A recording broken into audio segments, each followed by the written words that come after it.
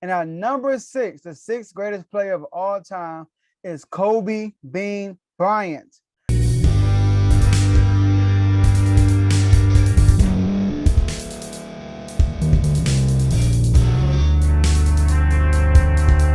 Welcome to Refuse to Lose. My name is Joe Jordan. I'm your host today.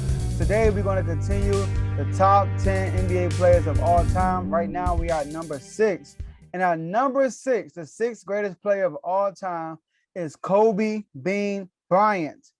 So Kobe Bryant, believe it or not, guys, I used to hate Kobe. I'm a Sacramento Kings fan, as you guys know. And I became a fan in the peak years with the Mike Bibby's, the Vlade Divac, Peja Stojakovic, the Doug Christies, right? Hito Turkoglu's. In that era, that's when I was a fan. And Kobe's Lakers were our nemesis, right? So I used to hate Kobe, guys.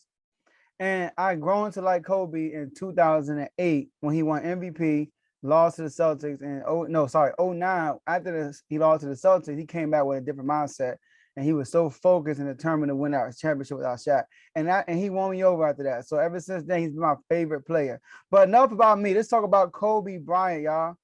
So Kobe Bryant, his career is kind of weird. He started off the bench, and then they changed the coaching scenario. He got more playing time, and Kobe Bean Bryant showed up, especially in the finals versus Indiana Pacers.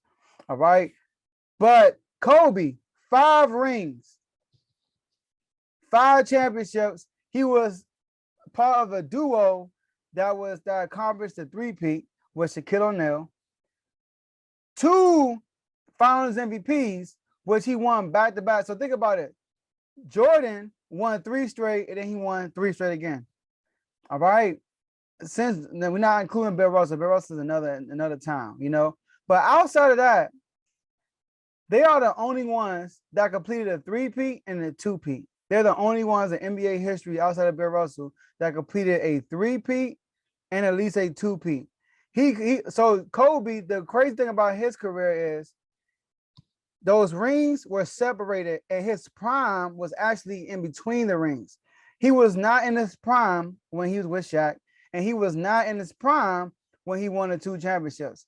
He was in his prime. He had a terrible squad. All right. I mean, so he's the only guy in the top 10, right, who's a top 10 caliber player who spent their prime years with the worst team of their career. So and he still came out with 5 rings and completed a 2-peat without a top 75 player. All right. So he's the only one outside of Steph Curry who won 2 championships without a top 75 NBA player. But Steph Curry players will be top 100 players. They're just young. His time already went past. They came out with a new list, and his guy's still not on there. All right. So that says a lot about Kobe. Kobe also, he has 1 MVP. And the reason why he only has 1 MVP is because his prime years, when he averaged 35 a year and stuff like that, when he won his 2 scoring titles, it was when he had the worst team in his career. So they did not have a high seed. Back then, you had to have a top 2, top 3 seed, basically top 2, to at least be considered an MVP. So that's why he only have 1. But I'm not going to give him points for that, or it happened. He only got 1 MVP. That's why he's not as high as he should be, because he only has 1 regular season MVP. But longevity is good. 15 All-NBAs, 11 first-team All-NBA, 12 All-Defensive teams, 9 first-team All-Defense, which is tied for the most with Kevin Garnett, and in NBA history. Also, he's a scoring champ twice. We talked about that. So Kobe's career is amazing. He's considered one of the most clutchest players in NBA history. Now, his percentages aren't as good as people like LeBron, so like that, because he takes more game winners than LeBron. Kobe made more game winners than anybody in NBA history, which is key. And guess what? He won multiple NBA. This is crazy right here. All right, this is crazy right here. Kobe Bryant, right? He went to 3 straight finals. All right, 3 straight finals.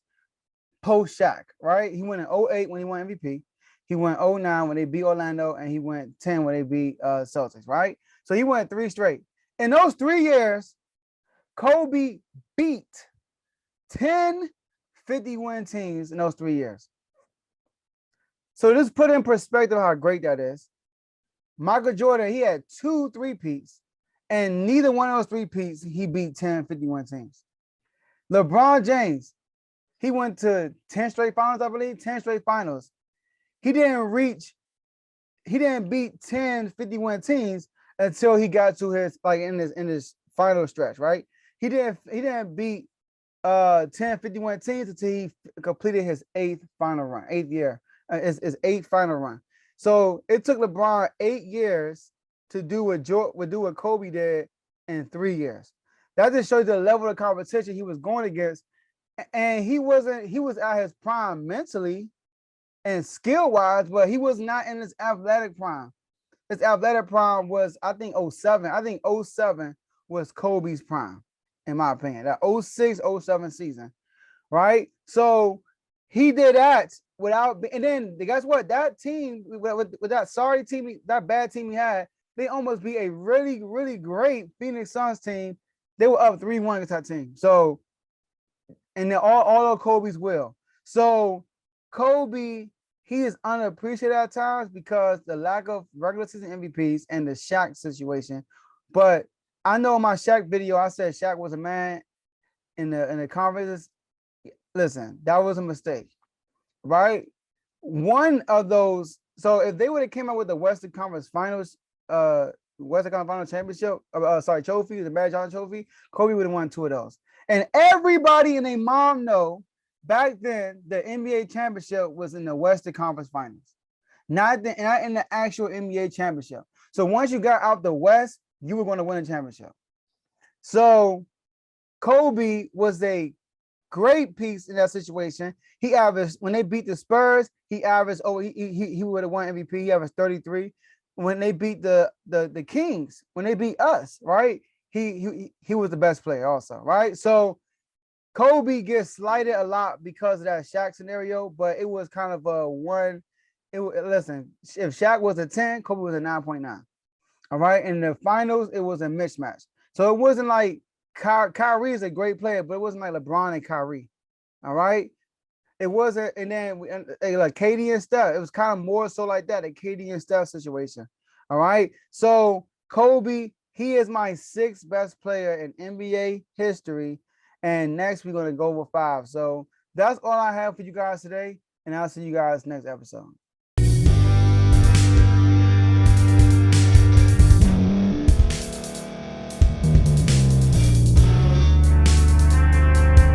Thank you for staying to the end. If you're watching this on YouTube, please like this video, subscribe, and also hit that notification button so you can be notified next time we put out a video. If you're listening on any podcast platform, subscribe and hit that notification button, y'all, so you can be notified we put out another podcast audio.